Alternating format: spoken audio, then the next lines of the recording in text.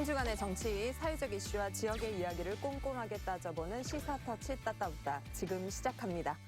자, 오늘 또 김경진 전 국회의원님 모시고 방송을 하도록 하겠습니다. 안녕하세요. 네, 의원님. 안녕하십니까. 네. 한 주간 잘 지내셨는지 궁금합니다. 예, 잘 지냈고요. 네. 추웠어요. 아, 네. 눈도 많이 내렸고요. 오늘 또 눈이 내렸습니다. 녹화일 기준으로. 네. 그래서 조금 오시는데 안전하게 다녀야겠다라는 네. 생각이 좀 들었습니다.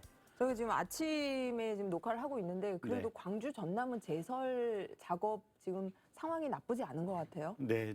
광주 전남이 그런 부분에 있어서는 참 또 잘하고 계신 것 같아요. 그런 면에서 보면 시장님이나 도지사께서 중심을 잘 잡고 계시고 네. 또 공직자 여러분들이 많이 노력을 하니까 네. 그래도 무탈하게 잘 유지가 되는 것 같습니다. 아, 참 좋습니다. 네. 오늘 저희 의원님께서 이제 광주 전남 잘한다고 이제 칭찬으로 시작을 하셨는데 광주 전남 최대 현안이자 그리고 지역의 미래 먹거리와 직결돼 있는 특별법이요. 1월 임시국회 마지막 본회의에서 통과가 좌절되면서 무산되면서 연초부터 지역사회에 우울한 소식을 전해주고 있습니다. 이번 임시회 본회의 상정이 예상됐던 아시아 문화전당 특별법 개정안. 하지만 국가기관 지위를 유지하는 등의 내용이 담긴 특별법 개정안은 민주당과 국민의힘이 본회의에서 처리하기로 합의한 안건에서 제외됐습니다. 한전공대 설립을 위한 본격적인 절차가 시작됐지만 막대한 설립 비용과 운영비 부담을 덜기 위한 특별법 제정은 난관에 부딪혀 있습니다. 전라남도는 여야 대치 전국 속에 특별법 제정이 어려울 것으로 보고 총선 이후로 추진한다는 계획입니다. 의원님, 지금 특별법이 두 가지 지금 지역 현안 이슈와 관련된 내용인 것으로 알고 있습니다. 하나가 아시아 문화중심 도시 특별법 개정안이고 또 하나는 일명 이제 한정공대 공대, 특별법인데 네. 왜 지금 법안 통과가 안 되고 있습니까? 글쎄 이제 전체적인 흐름이나 뭐 이런 거하고 상관이 있는 것 같은데요. 어쨌든 최근에 이제 저출산이 네. 지속이 되면서 사실은 대학교 정원 채우기도 힘든 상황들이거든요, 보면. 네. 그래서 특수 목적의 그러니까 에너지와 관련된 분야의 전문 인력을 양성하겠다. 그래서 에너지 관련 한전공대를 지금 세우겠다고 하는데 네. 또 다른 한쪽의 시각은 뭐냐면 아니 기존의 카이스트, 그다음에 기존의 서울대, 기존의 전남대 공대, 또 기존의 지스트에도 관련 학과가 있는데 네. 그걸 활용하면 되지 왜 굳이 전문대학을 세우냐 뭐 이런 시각도 있는 것 같고 네네. 어쨌든 문재인 대통령께서 이걸 공약으로 내세웠던 부분이기 때문에 세계 최고의 에너지 전문 공과대학 한전공대 설립하겠다. 말씀하시죠. 문 대통령 임기 이전에 서둘러서 이걸 마무리 지어야겠다라고 생각을 하니까 네. 그래서 이제 특별법 문제까지 대두가 된 거거든요. 그러니까 가령 안전공대법 같은 경우도 정상적으로 한다면 이게 학교가 이렇게 열리기 1년 전까지 지금 건물이 완공이 되어야 되고 그래야 내년 3월 개교에 지장이 없는 거 아니겠습니까? 네. 그리고 이제 6개월 전까지 사실은 교육부로부터 허가를 받아야만 이게 네. 가능한데 아직은 건물도 안 돼 있고 그러다 보니까 조금 특별법을 만들어서 한전이라든지 지방자치단체 또 공공기관으로부터 출연을 좀 받을 수 있도록 빨리 서두르자. 그다음에 학교 개교도 좀 서두르자 이런 거였는데 일단 야당에서 좀 반대를 하고 있어요. 국민의힘 쪽에서 야당에서. 반대를 네. 하고 있고 네.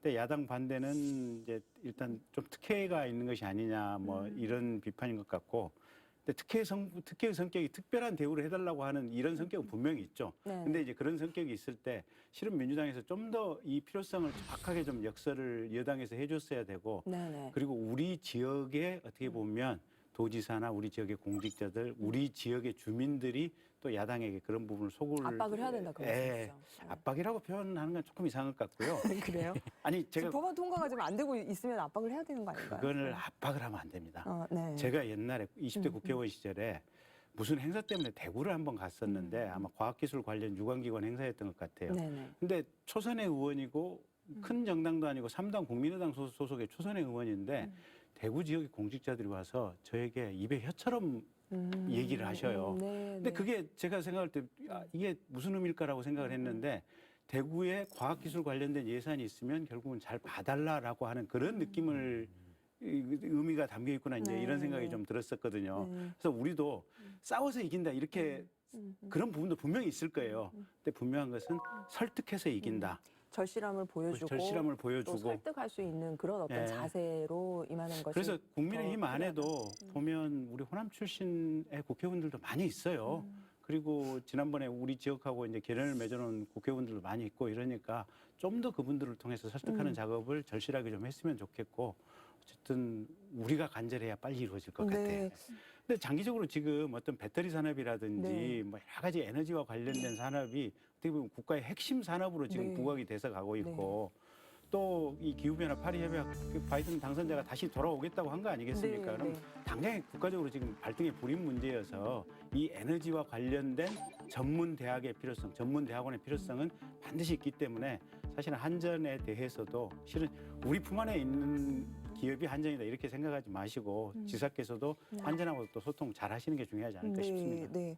근데 저희가 이제 2개 지금 특별법이 통과가 못 돼서 네, 네. 이제 이 이야기를 꺼냈는데 네. 아시아 문화 중심도시 조성법에 관해서 이야기를 안 하고 넘어가면 광주가 좀 섭섭할 것 같아요. 네. 지난 8일 임시국회 본회의에 문턱도 넘지 못하고 법사위에서 좌절된 아시아 문화도시 조성에 관한 특별법 개정안. 개정안은 위탁 운영 주체인 아시아문화원을 해체해 국가기관인 국립아시아문화전당으로 통합하고 아특법의 효력 기간을 2026년에서 2031년까지 5년 연장한다. 또한 준정부 기관인 아시아문화원 소속 직원을 공무원으로 채용할 수 있도록 하는 특례 규정 등이 그 내용이다. 현재 개정안 처리의 불발로 문화체육관광부가 법이나 전환 작업에 착수했지만 향후 개정안이 통과될 가능성도 완전히 배제할 수 없는 상황. 이로 인해 올해 예정된 사업 추진과 정상적인 조직 운영에 혼란이 가중되고 있다. 지금 이 법안도 지금 보니까 저희 지역 국회의원 한 분께서 정말 그 애타게 외치고 다니고 계시고 지금 네. 이제 상임위는 통과를 한 것으로 알고 있습니다. 네. 근데 이제 지금 본회의에서 지금 네.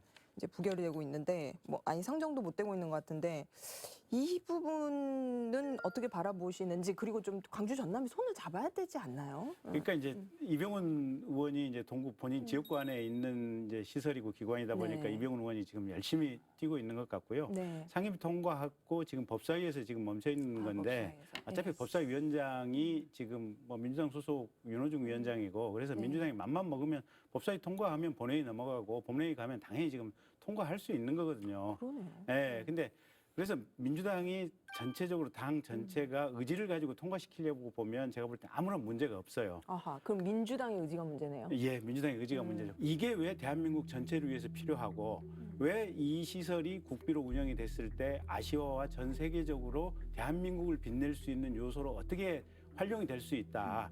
이 점에 대한 명확한 비전을 만들어서 사실은 문체부를 설득을 하고 네. 야당을 설득을 하면 민주당 입장에서도 조금 쉽게 네. 그리고 걸림없이 통과될 수 있지 않을까 싶은 생각이 있어요. 그래서 사실 우리 지역이 해달라 아니면 싸워서 이깁시다 이게 아니고 네네. 전 국가 전체적으로 이게 예산이 들어갔을 때 얼마만큼 큰 효과를 낼 수 있다 이런 부분을 정확하게 정리해서 드리는 것이 더 중요한 작업이 아닐까 싶습니다. 그러니까 지금 법안 통과되지 않으면 국가기관으로서 지위가 이제 상실이 될 수도 있는데 국가기관으로서 아시아문화 전당이 역할을 할 때 얼마나 이제 우리나라 전역에 아시아 문화의 그 중심이 되는지 또 그렇죠. K 컬처의 네. 한류를 또 지금 선도하고 있지 않습니까? 연계해서 또 이제 미래 세대를 위해서 또 큰 먹거리 또 이제 우리 대한민국의 브랜드 창출할 수 있는지 그런 논리를 가지고 좀 설득을 더 충실히 할 필요가 있다. 네, 그런 말씀이시죠. 그러니까 문체부 입장에서 그런 것 같아요. 이게 이제 국가기관을 하면 네. 다 이게 공무원화 되는 거 아니겠습니까? 그렇죠. 네. 그러면 공무원이 되고 국가 예산이 지금까지는 이제 임시적으로 한 해 이렇게 예산을 이제 해서 이제 투입을 해왔고 네. 어느 시점부터는 사실은 시 예산이 들어오는 걸 전제로 했는데 이제는 항구적으로 국가 예산이 계속해서 들어오고 공직자들이 되는 거거든요. 네, 네. 그러면 당신네들이 공직자로서 이게 대한민국을 빛낼 시설을 얼마만큼 제대로 운영할 수 있느냐 이 점을 명확히 해달라고 하는 것이 사실은 문체부의 숨은 뜻이 아닌가 그렇게 봐야 될 것 같습니다. 자, 주간 이슈로 뜨겁게 달궈졌습니다. 예, 여기까지 이제 마치도록 하고요. 오늘 이제 본격적인 주제를 가지고 토크를 좀 해볼까 합니다. 환경 파괴의 영향으로 인한 지구 온난화에 국제사회의 화두로 떠오른 기후변화.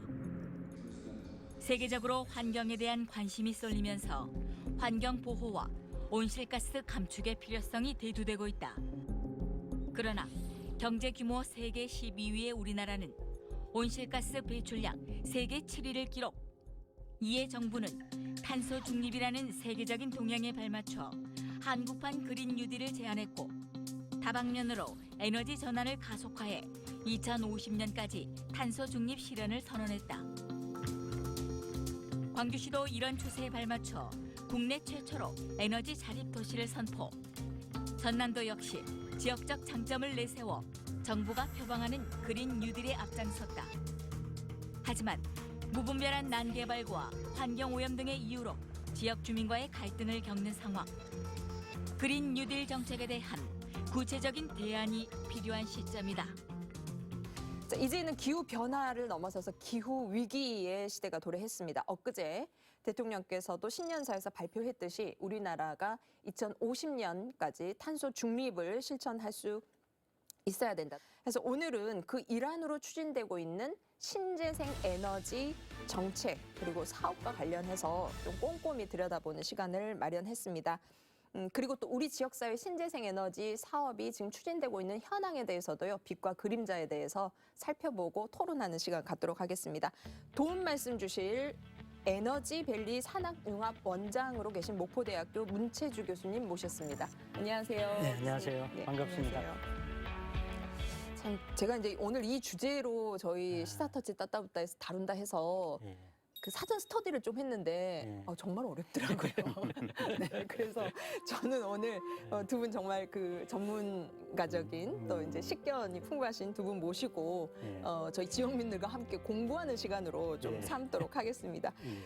교수님, 기후 위기와 신재생 에너지에 지금 과연 어떤 그 관련 연관성이 있고 그리고 또 지금 이 시점에서 왜 우리가 에너지원을 신재생 에너지로 전환을 시켜야 되는지 그 필요성에 대해서도 좀 설명을 부탁을 드립니다. 예. 신재생 에너지는 신에너지하고 재생에너지를 조합한 겁니다. 그래서 구체적으로 정의를 국가 그 규정에다가 해놨는데 그게 이제 신재생 에너지 기술 개발 보급 그 이용에 관한 촉진법이 있습니다. 2조에 보면 딱 정의를 해놨어요. 신에너지 3가지. 그래서 광주가 중점적으로 하고 있는 뭐 수소도 들어가 있고 연료전지도 들어 있고 그다음에 석탄을 가스화해가지고 그 전기 액화해서 그거 쓰는 것을 3가지를 얘기를 합니다. 그리고 이제 재생에너지가 8가지가 있죠. 우리 다 아시는 풍력, 태양광, 뭐 바이오, 해양 이렇게 해서 8가지가 있고 거기에 폐기물도 들어 있어요. 이제 말씀해 주신 대로 이제 기후 변화에서 위기로 가는 이유는 뭐 잘 아시다시피 지구 온난화 문제고 작년 10월 말부터 지금 우리 한파 왔잖아요. 다 그게 지구 온난화 영향으로 인해서 북극의 그 북극 진동에 의해서 북극 한파가 밀려온 거거든요. 이것은 이제 근본적으로 지구 온난화 문제고 지구 온난화를 유발하는 게 온실가스입니다. 한 7가지가 있는데 그 중에서 가장 큰 영향을 미치고 있는 게 이산화탄소고 그래서 한 55%를 차지합니다. 7가지 중에서. 그러다 보니까 온실가스의 주범을 이산화탄소라고 얘기를 하는 거고 이 이제 온실가스 때문에 지구 온난화가 되니까 우리 쉽게 생각하면 비닐하우스 생각하시면 돼요. 온도가 계속 올라가니까 쉽게 우리 그 뉴스에서 국제 뉴스에서 보는 게 뭐 캘리포니아 산불, 뭐 호주 산불부터 해서요. 그다음에 동남아 홍수 문제 있죠. 그다음에 그 해수면 상승. 그 저기 뭐 우리가 그 태평양 지역에 있는 섬들이 해수면 상승해서 아마 10년 이내 다 그냥 가라앉는 사라지는 거예요. 대표적인 국가가 투발루라. 네, 투발. 그러면 똑같은 에너지를 넣는데 이산화탄소를 발생하지 않는 에너지가 뭐일까라고 하는 게 신재생 에너지인 거죠.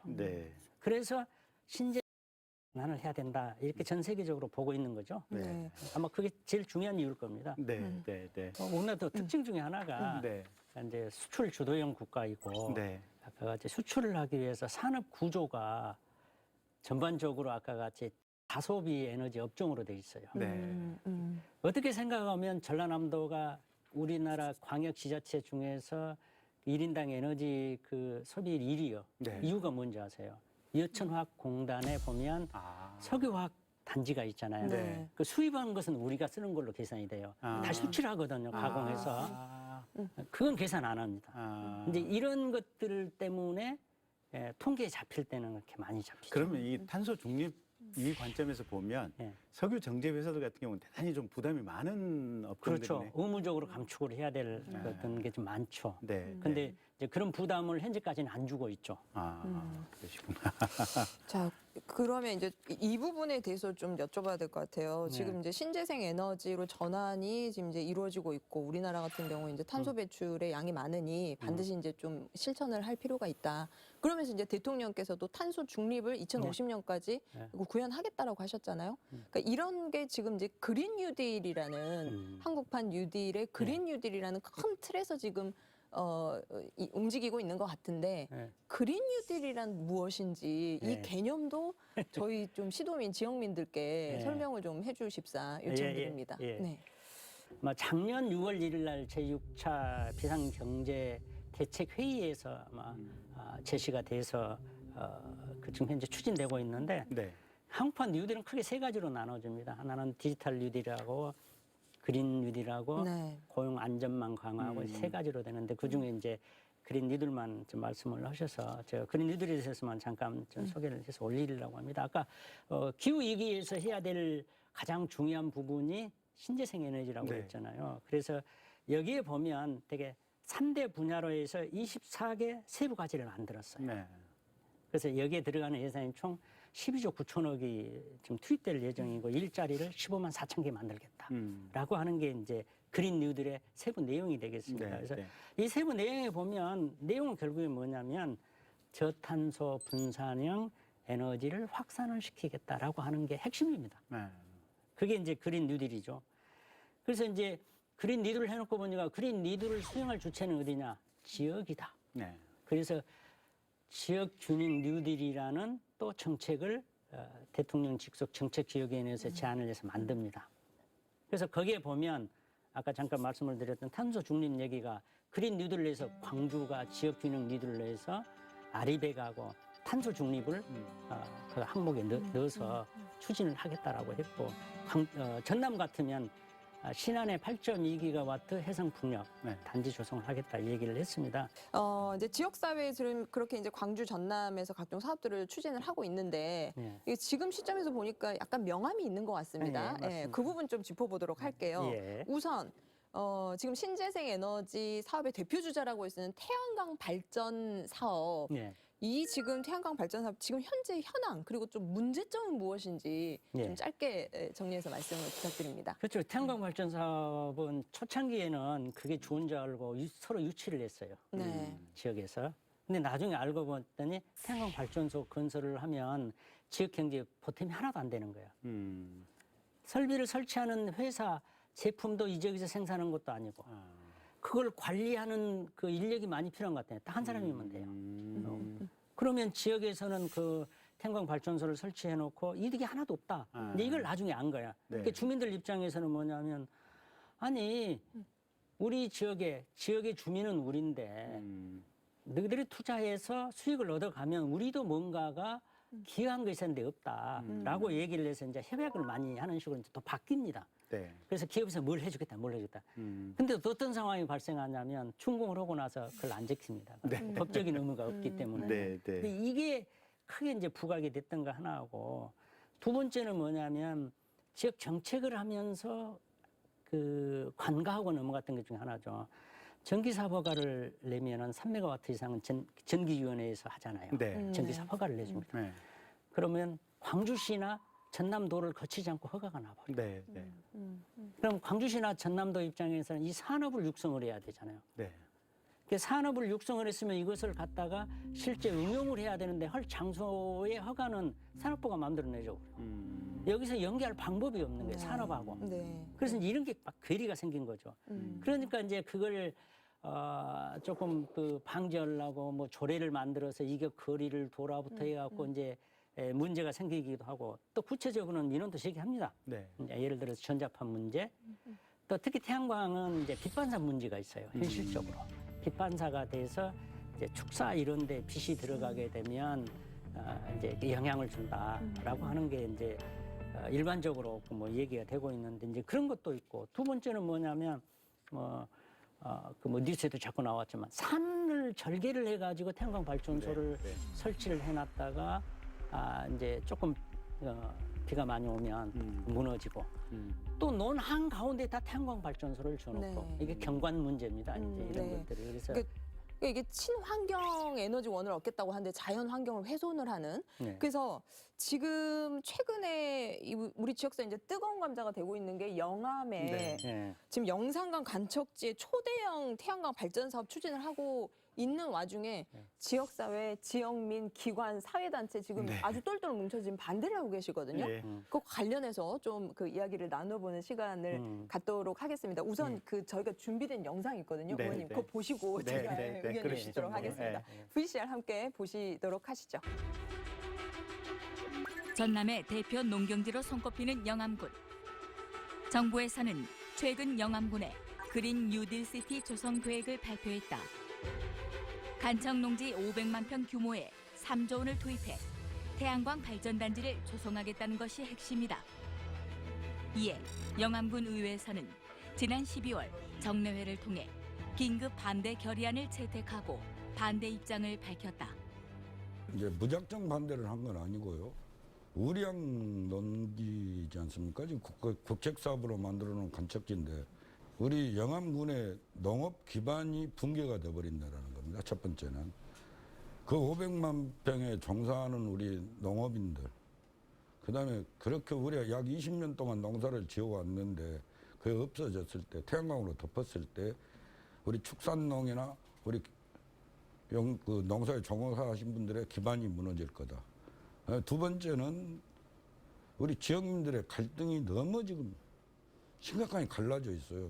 그래서 우리 의회에서 먼저 이걸 정리하지 않으면 안 되겠다 싶어서 저희 의회에서는 공식적으로 여러 주민들의 의견을 담아서 반대 의견으로 집약을 했습니다. 앞서 태양광 설치 공사로 산사태와 토사 유출을 비롯해 주민들 생존에 직접적인 피해가 발생하고 있어 우려가 깊어지고 있다. 이와 함께 환경 파괴는 물론 쌀 생산량도 대폭 감소될 것이라는 의견이 지배적이다. 한편 정부는 개정된 농지법을 토대로 영암군에 그린 뉴딜시티 조성 사업을 추진하고 있는데 해당 개정안에서는 일정 토양 염도가 확인될 경우 최장 20년까지 태양광 발전 시설을 허가하고 있다. 이에 작년 11월 미암면과 삼호면에서는 태양광 사업 반대 추진위원회를 구성해 관련 문제점을 지적하고 나섰다. 시로채칠은 간척지라는 데는 어디를 가든지 30천 이하만 파면은 염해가 다 나옵니다. 하나 벼가 빨아먹고 있을 수 있는 그 토양은 15cm 이내입니다. 그래서 어떠한 곳을 가더라도 간척지는 염해가 나옵니다. 그래서 염해가 나온다고 해서 그로 인해서 산자부다 신청해서 태양광을 한다고 하니 참 말이 안 되는 얘기입니다. 태양광 사업이 이루어질 경우 국내의 대표적인 철새 도래지를 이름과 동시에 조사료도 생산할 수 없어 축산농가까지 피해를 입을 것이라고 한다.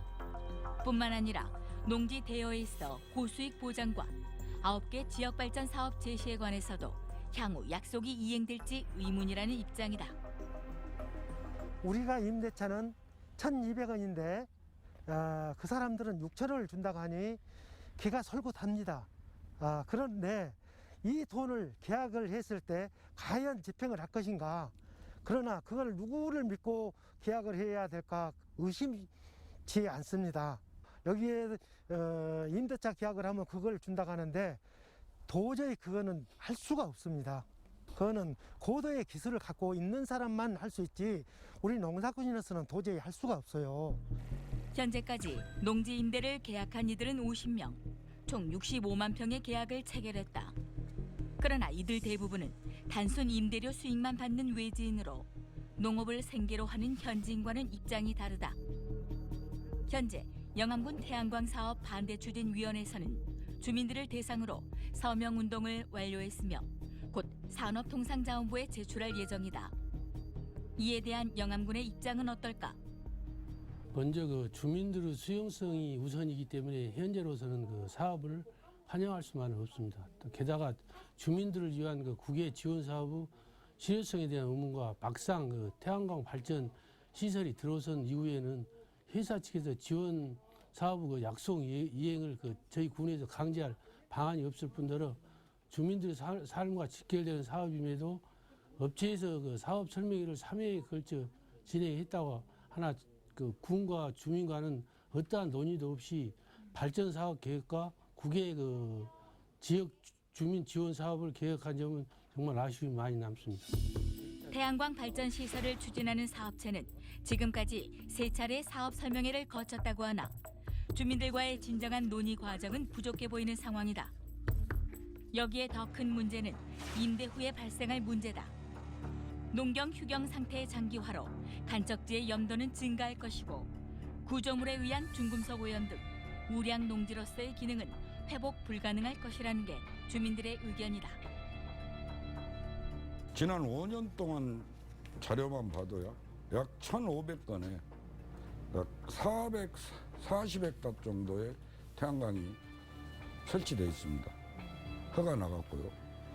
그래서 너무 무분별하고 무작위로 허가가 이루어져 있고 그러다 보니까 우리 의회로 들어오는 민원 중에 80%가 태양광 민원입니다. 또 이게 아무리 적법 절차를 거쳤다 하더라도 주민들한테 피해를 주는 이 태양광은 더 이상 이렇게 확대해서는 안 된다 하는 게 저희 의회 뜻입니다.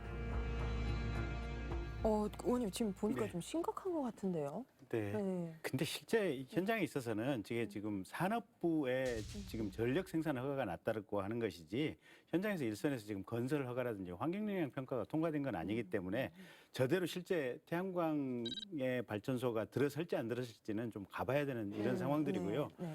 이제 얘기 들어보니까 결국은 이런저런 뭐 환경에 대한 또는 조류에 대한 얘기가 나오지만 핵심은 큰 태양광 발전 회사에서 약속한 지역 주민들에 대한 지원 사업 9가지가 있는데 네. 그걸 해줄지 안 해줄지 모르겠다. 네. 당신네들 믿을 수 없다. 네. 지금 아마 그게 지금 핵심인 것 같고요.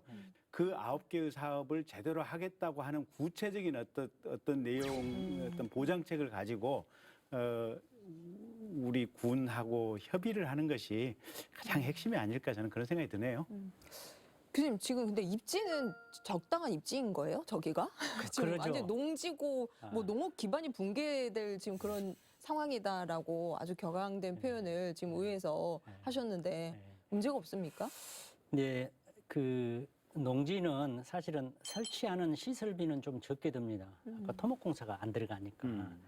그러긴 한데 이제 무슨 문제가 있냐면 그 우리가 아까 그 견관 조명이라 아까 저기 뭐냐 경관 심의를 한다는 네. 것이 있는데 그 왜 그러냐면 전체적으로 봤을 때 그냥 들 한가운데가 딱 이게 파란 색깔에 네. 이런 색깔을 칠해진 것이 보인단 말이에요. 네. 그러면 이제 우리가 보통 우리가 감정적으로 봤을 때 심리적인 어떤 그 동요 이제 이런 것 좀 발생을 하는 게 아마 크지 않을까 생각을 하고 사실은 그보다 제일 중요한 게 아까 얘기하는 경제적으로 도움을 주겠다라고 하는 것도 있지만 지자체 입장에서 뭘 챙겨야 되냐면 자, 우리 지역에 그 지역 산업에 도움이 될까?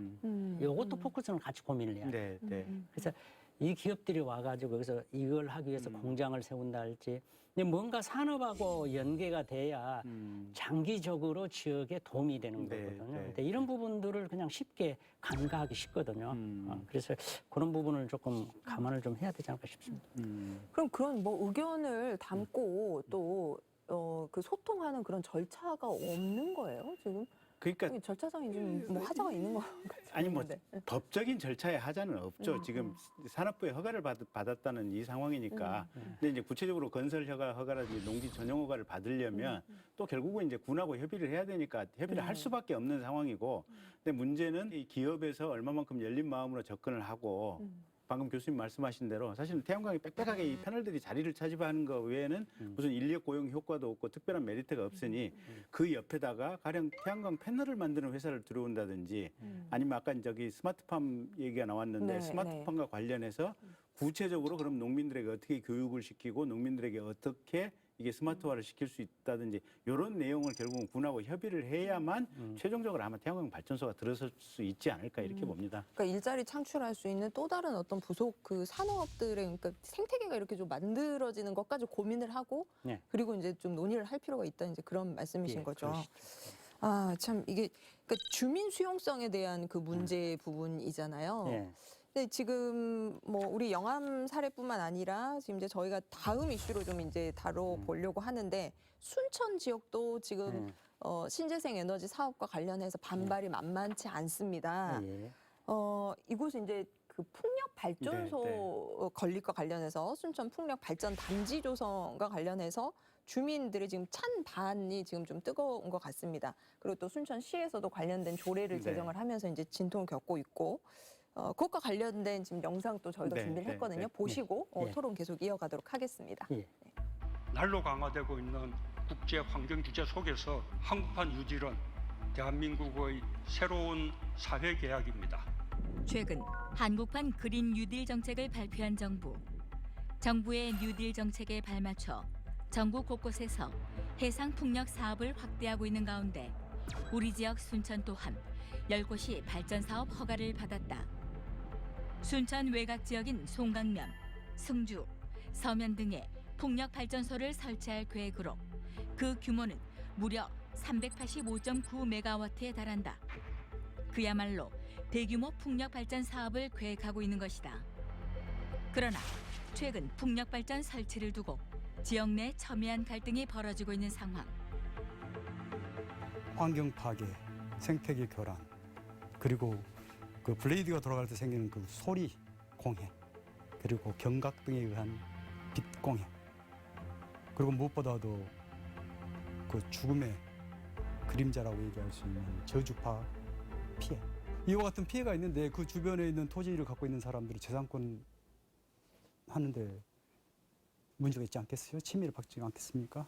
그리고 업자로부터 받는 일정의 그 보상금이 동네 사람들이 그 돈에 의해서 갈등이 되고 서로 원수가 되는, 즉 마을 공동체가 파괴되는 그런 여러 가지 모순들이 많이 있기 때문에 저희들은 풍력 발전을 반대하고 있습니다.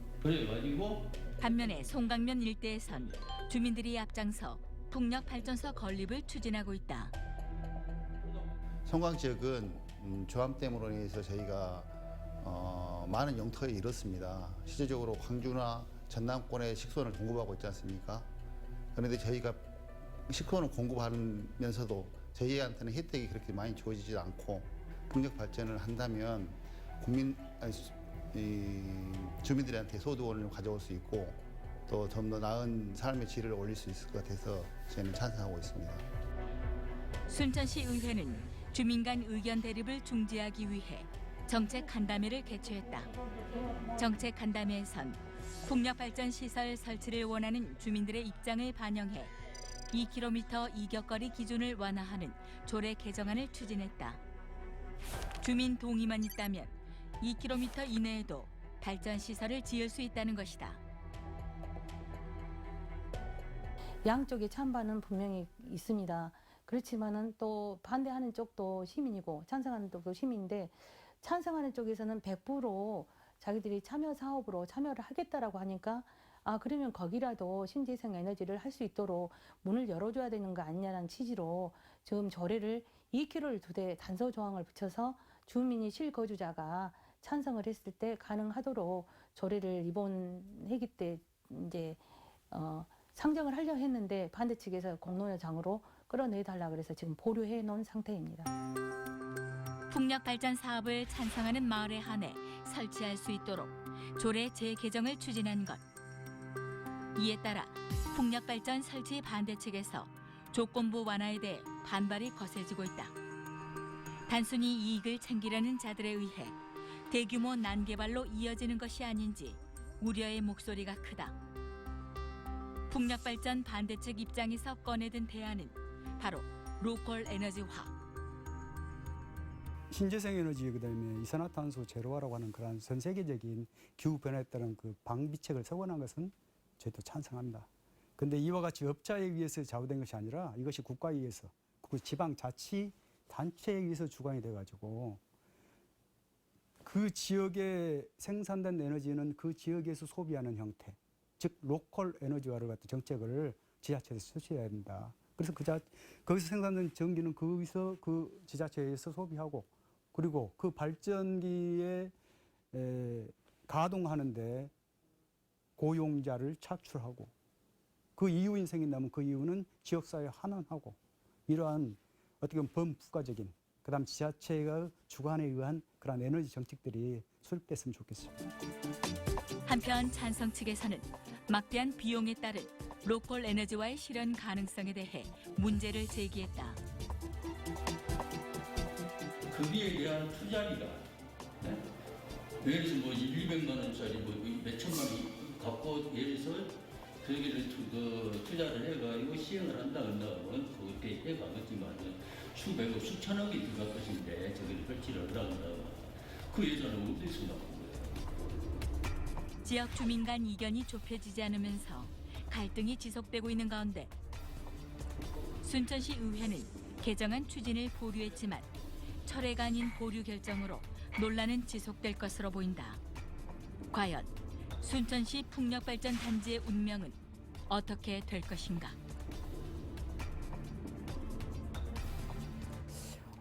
오늘 저희 방송에서 신재생 에너지의 빛 좋은 점만 좀 이렇게 말씀을 드려야 되는 거 아닌지 모르겠어요. 지금 이제 시대의 흐름이 그러니. 그런데 지금 현장에서는 예. 저렇게 진짜 뜨거운 감자가 되고 있고 지역민들 갈등 지금 조장하고 있고 아니 순천은 뭐 환경 파괴 또 소음공해까지도 지금 이 피해 원인으로 좀 얘기를 하고 있는데 이거 어떻게 바라봐야 됩니까, 의원님? 그러니까 실제로 예. 저도 저쪽 새만금 쪽에 가보면 네. 풍력발전소가 좀 돌고 있거든요. 풍력발전기가. 저도 그 밑에서 한 30분 있어봤어요. 네. 근데 바로 밑에 있어서 그런지 정말 뭔가 좀 이상하긴 하더라고요. 보니까 윙윙 도는 소리들이. 그래서 뭔가 좀 마음이 좀 불안해지는 듯한 그런 느낌들이 좀 실제로 있긴 있어요. 근데 이제 고객 이격거리가 이제 얼마만큼 떨어지면 그 불안감이 없어질 수 있느냐. 그래서 아마 순천시에서는 조례를 처음에 500m 거리 두라고 했다가 1km 두라고 했다가 다시 네. 2km까지 이제 두라 했다가 네. 2km는 너무 멀지 않느냐. 그래서 나머지 주민들이 다 동의를 하면 다시 1km, 그러니까 요 기계와 기계 사이 1km 정도로 감축시키는 조례를 지금 만들자고 했을 때 찬반 논란이 지금 상당히 지금 뜨거운 네. 상태인 것 같고요. 네네. 어쨌든 이게 주민들하고 설득하고 화합하는 과정을 거쳐서 저 풍력발전소가 건설이 돼야 되겠고요.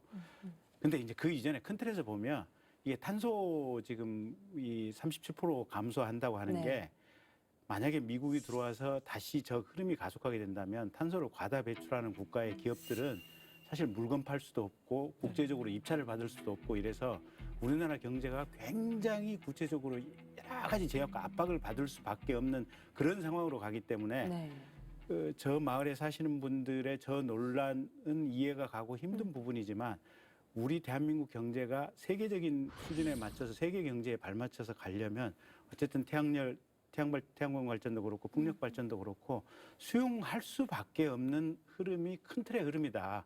그래서 대통령께서 오죽했으면 연초에 이게 탄소 중립으로 가기 위한 여러 가지 지금 행사들을 했지 않습니까? 그게 그런 이유라고 이해를 해주시면 될 것 같아요. 탄소 중립 이 실천 위해서는 이제 지역 사회에서 또 어느 정도 좀 희생을 감내할 필요도 있겠네요. 그러니까 이제 저게 단순히 어떻게 보면 뭐랄까 무슨 꿈속의 무슨 철학 이상의 문제가 아니고 우리나라 대한민국의 큰 기업들이 수출을 할 수 있는 해외에서 수주를 할 수 있는 구체적인 문제하고 이제 조만간 연계가 될 거거든요. 가치사들이 그렇게 그렇게 연계가 되기 때문에 네. 실은 우리 대한민국의 큰 경제 거시경제 입장에서 보면 이게 발등의 불인 겁니다. 저게. 자, 그렇다면 교수님 해상 풍력 발전이라는 게 네. 지금 뭐고 이게 또 어떤 기대 효과가 있는지 예. 좀 전문적인 지식을 저희에게 좀 알려주십사. 예, 부탁드립니다. 그 육상풍력하고 틀리 해상풍력은 장점이 좀 하나 있어요. 아까 육상은 말씀하셨듯이 소음 문제가 있거든요. 네. 근데 이게 풍력 발전기를 만들 때는 규정이 딱 정해져 있어요. 그래서 이걸 세워놓고 50m에서 이 소리가 105데시벨 이하가 나도록 설계를 해라. 네. 그걸 해놔도 아까 말씀하신 대로 1km 내에 있으면 소리가 나거든요. 그리고 우리가 현재 우리가 환경 기준에 보면 주거 지역에서는 주간에 55데시벨입니다. 근데 이게요 새벽이 되면 2km에서도 들립니다. 그리고 아시다시피 이제 이게 풍력기 그 날개가 있잖아요. 네, 날개 길이가 보통 뭐 3m짜리 해도 거의 50m 정도 네, 네. 돌아가든 직경은 100m가 되는데 이게 끝에 가면 속도가 굉장히 빨라요. 그러다 보니까 혹시 들어보셨는지 모르겠는데 그 헬리콥터가 처음에 출발하기 전에 돌아간 소리, 네. 샥샥샥 하는 소리, 네. 프로펠러 돌아가는 소리. 프로펠러 돌아가는 소리, 그게 들리거든. 네, 네.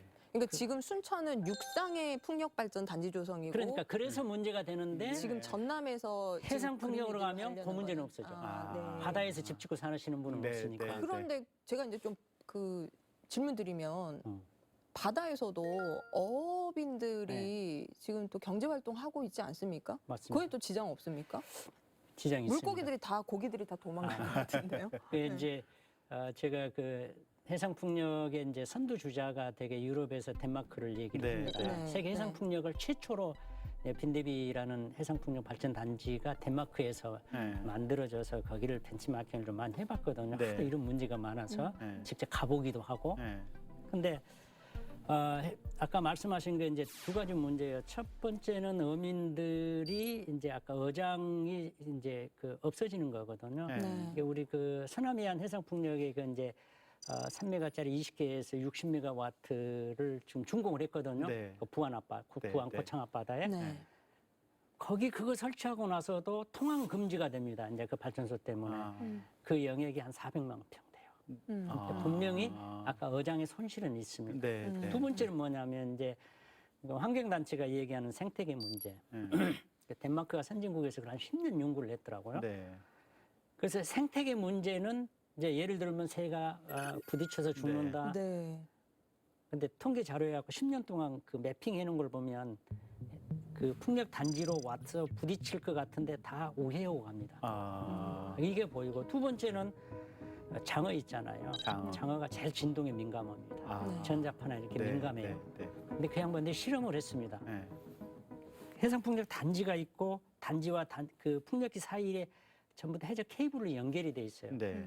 그러면 여기에다가 장어를 잡아다가 거기서 이제 방사를 하는데 거기다가 RFID 태그를 붙여놓습니다. 네, 네. 태그를 붙여놓고 이놈들이 어떻게 활동하는가를 조사를 하죠. 네. 그러면 예전에 기존에 풍력 단지가 없던 곳에서 그 활동했던 것하고 거기 가서 활동했던 것하고를 비교하면 네. 10년 동안 봤는데 큰 차이가 없다고 그러거든요. 그래서 제가 이제 자꾸 얘기하기는 해상 풍력 단지를 조성할 때 예를 들어서 풍력기와 풍력기 사이에 이게 뭐 가두리 망을 만들어서 우리가 그래서 양식업을 할 수 있도록 했는데 풍력기와 풍력 사이에 이렇게 이제 이 밧줄을 연결해서 밑에다가 뭐 미역이나 뭐 다시마 이런 걸 재배한다 할지 이런 공유형 업 공유형으로 앞으로는 가야 된다. 그렇게 해야 그 사람들 입장에서는 먹고 사는 것이 1번인데 그런 부분이 조금 보상이 돼야 된다. 저는 그렇게 네. 보거든요. 그럼 이제 교수님 말씀 드리니까 의원님 실제로 알려진 것에 비해서 환경에 악영향을 미치거나 또 생태계 교란에 그 피해가 그렇게 크지는 않을 수도 있겠네요. 예. 좀 더 꼼꼼히 따져봐야 되겠지만. 그러니까 풍력 같은 경우, 그러니까 교수님 말씀대로 한다면 해상 풍력은 아마 큰 문제는 없는 것 같고 육상 풍력 같은 경우는 의외로 저 소음이 좀 멀리까지도 갈 수 있어서 사람의 특성에 따라서는 개별적인 특성에 따라서는 조금 좀 문제가 있을 수도 있다. 아마 이게 교수님 말씀이신 것 같아요. 네. 그럼 만약에 이제 그게 정말 문제가 심각해서 소음 공해로 인해서 내 인체에 어떤 유해한 영향을 미쳤다. 주민들이 그것을 체감을 한다. 그때 뭐 다시 원상 복구할 수 있나요?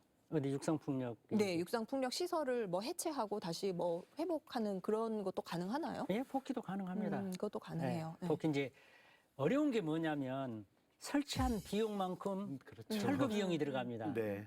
그게 좀 어렵죠. 네. 근데 돈이 많이 들어가야 된다는 얘기죠. 그렇죠. 가능은 하나 돈이 많이 들어간다. 그러니까 예를 들면 이겁니다. 저 울릉도에다가 예전에 한 뭐 15년 전에 그 600kW 풍력기를 설치를 해놨는데 네. 이게 사용할 수가 없어요. 설치해놓고. 근데 그걸 철거를 경북도에서 하고 싶은데 철거비가 많이 들어서 철거를 못해요. 네. 이게 관광객이 울릉도 갈 때마다 왜 풍력기가 안 돌아가네? 네. 그 이제 철거를 하고 싶은데도 그 비용을 많이 들어가니까 철거를 못하고 놔주는 이제 네. 그런 네. 상황하고 그 비슷합니다. 지금 말씀 들어보니까 이 정책 추진 과정에서 어찌됐건 지역사회 지역민들의 의견을 담고 또 소통하면서 설득을 하고 정확한 정보를 알릴 필요가 있다. 네. 이제 그 부분에 대해서 좀 오늘 주요하게 말씀 주신 것 같고, 그리고 이제 교수님 말미에 네. 이익 공유제? 네. 이거 지금 좀 제대로 실천이 될 필요가 있다. 네. 그래서 발전 시설로 인해서 얻어진 수익을 지역민들하고 같이 나누고 공유해야지 이게 또 생태계로 자리 잡을 수 있다. 이렇게 말씀 주셨거든요. 그렇죠. 그게 이제 어떤 개념이고 뭐 네. 국내외에서 그렇게 잘하고 있는 사례가 있는지 좀 말씀 부탁드립니다. 네, 신안 자라도인가 거기 잘하고 있는 그 사례 우리 지역에서요? 우리 지역에 신안 자라도가 이제 대표적으로 좀 있습니다. 자라도 같은 경우에는 그 주민들이 이제 한 14분 정도 발견이 돼서 협동조합을 만듭니다. 그럼 협동조합을 만들어 가지고 이분들 돈이 없잖아요. 태양광 발전소를 건설을 해야 되면 비용이 없으니까 발전소를 건설하는 사업자가 부지를 30%를 무상으로 여기를 줍니다. 그럼 이걸 근거로 해서 은행에서 융자를 받죠. 저리 융자를 받아서 그 내용으로 그 돈을 가지고 투자를 합니다. 이게 제일 큰 문제가 뭐냐면 여러 가지 방법들이 있는데 이제 신안 자라도 같은 경우는 사업자가 30%의 부지를 무상으로 협동조합에 양어를 해서 임대를 받아서 그 사업을 같이 하는 식으로 이렇게 돼 있고 어떤 데는 아예 발전 사업자가 신용 보증을 해서 그렇게 임대를 하는 방법인데 여기는 그런 방법을 썼거든요. 그래서 자라도 같은 경우에 이제 뭐 자료에 보면 한 연간 한 개인당 한 400만 원 정도 수익인데 이게 사업이 20년이거든요. 그럼 개인당 8천만 원 정도 수익이 되는 거죠. 크게 보면 이제 주민의 입장에 봐서는 저게 나 돈 버는 사업이요. 아까 이 풍력도 똑같은 상황입니다. 한 2km 정도 떨어져 있는데 풍력기가 돌아가요. 그럼 내가 저기 돌아가서 돈을 벌면 내 돈이 더 쌓인다라고 생각하면 풍력기가 좀 듣기는 싫지만 내 돈도 쌓여. 그러니까 어느 정도 이게 감정이 이완이 되는데. 그러니까 소음은 좀 들리지만 한 달에 뭐 한 40만 원 정도 회사에서 생긴다. 나한테 배당이 생긴다 이러면 감사할 수 있다. 이게 되는데 아무 관계도 없는 외부 사업자가 투자해서 우리 지역에 와서 내 삶은 불편하게 하면서 수익은 독점적으로 가져가거든요. 근데 이런 시스템을 해가지고는 주민들의 설득을 하기가 좀 쉽지 않다. 그럼 저 자라도 모델 같은 경우가 좀 여기저기 이렇게 많이 들어가면 대기업 입장에서도 국가 입장에서도 어차피 지금 이 태양광 발전이라는 재생에너지 발전을 해야 되니까 이런 부분이 조금 용이하게 될 수 있는 측면이 있겠네요. 그렇습니다. 그리고 아까 순천의 육상풍력 얘기도 했는데 주민들하고 협의하면서 뭐냐면 아까 같이 그러게 이제 복잡하니까 그것을 조합에다가 어떤 식으로 하냐면 풍력 발전기는 너네들이 짓고 태양광 발전소를 일정 금액의 태양광 발전소를 지어서 아까 말씀하신 연간 400만 원 정도 수익이 나도록 규모로 지어서 협동조합 때 기증을 해주는 거예요. 복합 모델이네요. 이런 방식이 이제 영광군에서 한번 있었어요. 그래서 어떻게 하든 간에 주민들하고 같이 공유하지 않으면 이 사업은 쉽지 않다. 그렇게 보여집니다. 오늘 교수님 말씀 듣다 보니까 이제 신재생 에너지 정책의 성공, 결국 지역 주민과 상생이다라는 결론을 내려주셨습니다. 저희가 이제 말씀 듣다 보니까 너무 이렇게 흥미롭고 또 이해도 그냥 쏙쏙 돼서 시간 가는 줄 몰랐는데 벌써 마칠 시간이 되었거든요. 저희 이제 지역민들 시청자들께 못다한 말씀 또 전문가 조언 부탁드립니다. 아까 우리 김경림 의원님께서 얘기했듯이 신재생 에너지로 가는 것은 피할 수 없는 겁니다. 그걸 해야 된다 그러면 어떻게 선제적으로 내 마음을 거기에 좀 맞춰갈까 이런 식으로 좀 생각을 하기 위해서는 우리가 부족한 것이 홍보 부분이 상당히 부족합니다. 제가 이제 유럽을 아까 벤치마킹을 했다고 그러는데 보면 유치원 때부터 교육을 시킵니다. 그러다 보니까 이게 저항감이 적어요. 우리는 보통 아까 수용도 주민 의견 조사를 하면 50%, 59% 막 이 정도 수준인데요. 거기를 가면 90%가 넘습니다. 그 이유가 아까 조금 새로운 것이 아니고 항시 들어왔던 얘기 이렇게 좀 홍보가 돼야 된다는 거 하나고 두 번째는 우리 지역이 특히 전남 지역이 태양광하고 풍력 사업을 해야 되는데 지역민의 도움이 될 수 있는 산업과 좀 연계를 시켰으면 좋겠다. 그 부분을 지자체가 들고 나서서 조금 챙겨줬으면 좀 좋겠다.